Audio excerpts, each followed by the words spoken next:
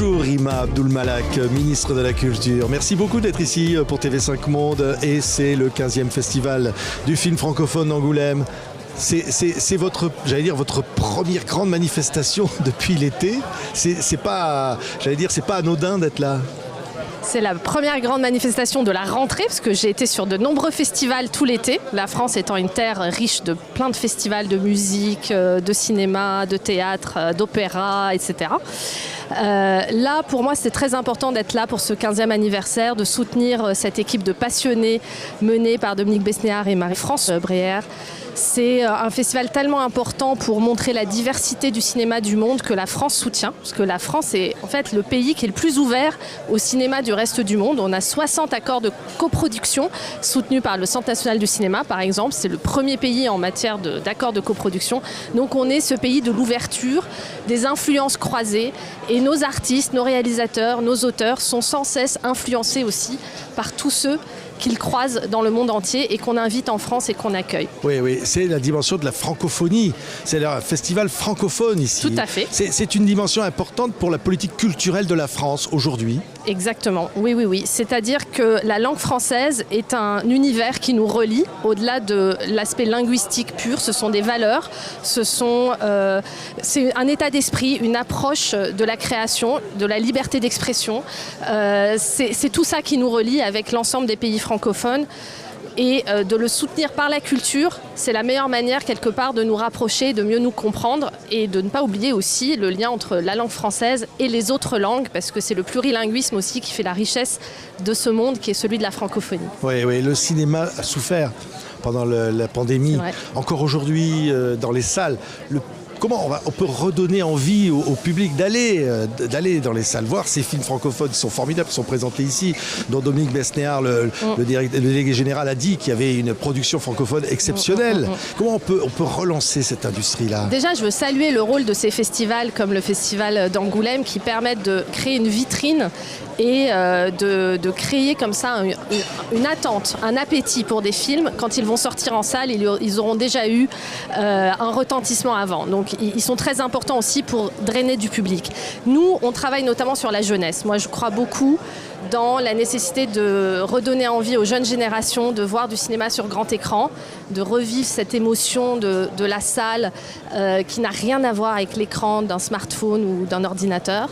Et ça, on le fait via le Pass Culture. On a déjà là 2 millions de places de cinéma qui ont été offertes via le Pass Culture pour les jeunes de 18 ans, mais qu'on a étendu plus tôt, de 15 à 17 ans. Et bientôt, le Pass Culture, ce sera aussi des sorties scolaires au collège, donc à partir de la 4e et puis dans un an à partir de la 6e, pour développer encore plus les sorties au cinéma des jeunes via aussi la mobilisation des enseignants. Donc voilà, moi ma priorité c'est la jeunesse. Oui.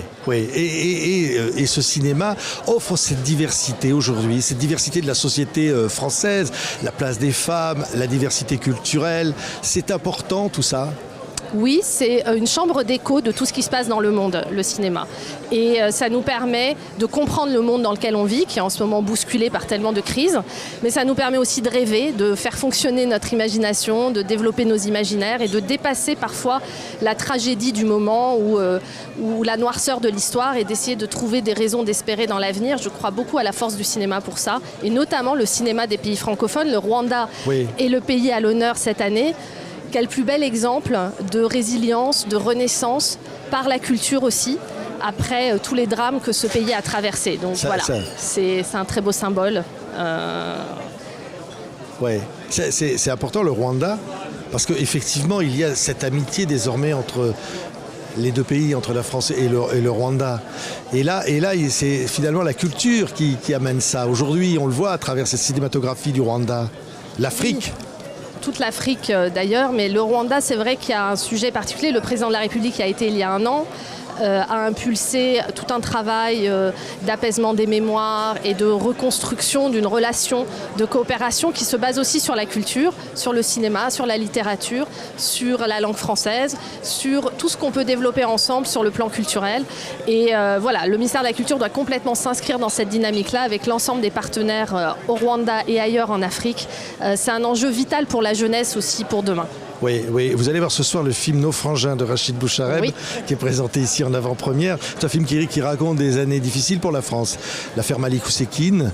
Vous vous rendez demain en Algérie avec le président de la République, Emmanuel Macron.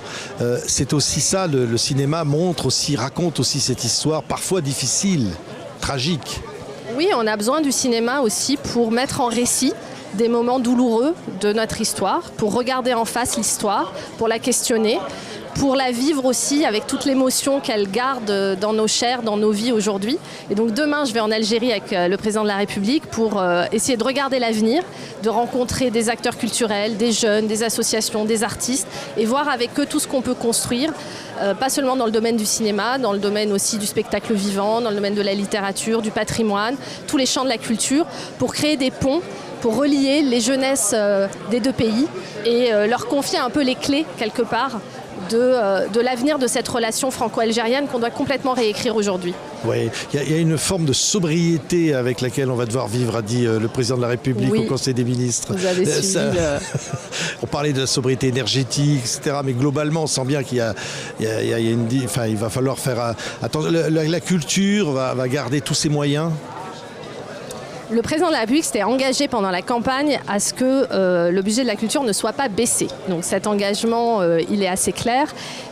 S'agissant des enjeux climatiques, nous y sommes tous confrontés, on a tous des efforts à faire et l'enjeu de la sobriété énergétique ou de la décarbonation de la culture, on va y venir. On y travaille avec l'ensemble du champ de la culture, les musées, les festivals, les salles de cinéma. Tout le monde va réfléchir à comment faire pour contribuer à cet effort de réduction des effets de serre et à cet effort de décarbonation parce que c'est forcément un virage collectif qu'on doit prendre parce que là, on n'a plus le choix.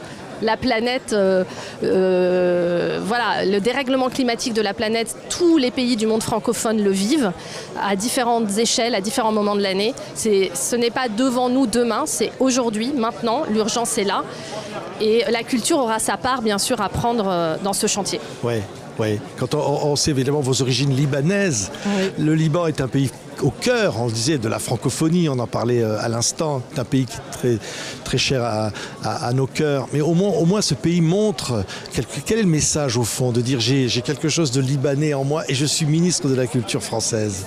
Oui, je suis même 100% libanaise, j'ai la nationalité libanaise, je vis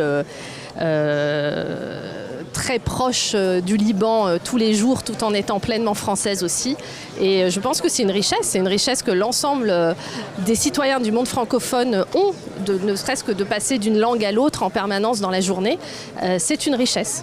Voilà. Ouais. Et alors le cinéma pour vous, plus personnellement, Rima Abdul-Malak, vos souvenirs de cinéma, parce que là on est aussi là pour se faire plaisir dans un festival comme celui-là et se rappeler combien le cinéma ça nous bouleverse, ça nous touche.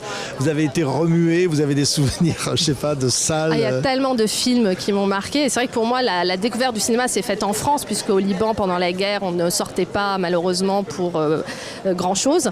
Et puis dans les années récentes, comme on parlait aussi du cinéma francophone, je pense qu'il y a des films très marquants qui nous...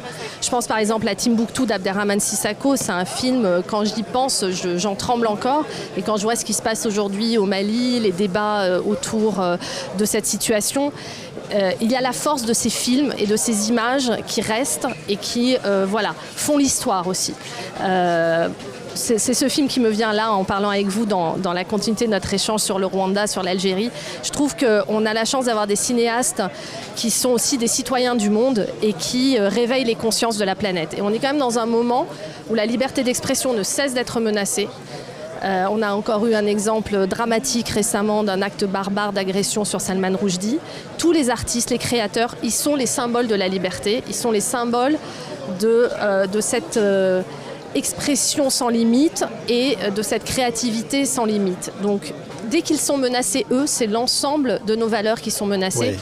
Oui. Donc, je voulais aussi rendre hommage à ces artistes qui ont le courage de porter ces valeurs et cette conscience. On ne cédera jamais. On sera toujours derrière les artistes. Toujours. Et la liberté d'expression est non négociable. C'est le rôle de la France, c'est sa voix, c'est ses valeurs depuis toujours. Et on continuera à les défendre et on sera toujours aux côtés de tous les artistes qui sont menacés dans le monde. D'ailleurs, on a énormément de fonds de soutien et de dispositifs pour les accueillir et les accompagner en France dans des lieux refuges. On continuera à les accompagner aussi pour créer.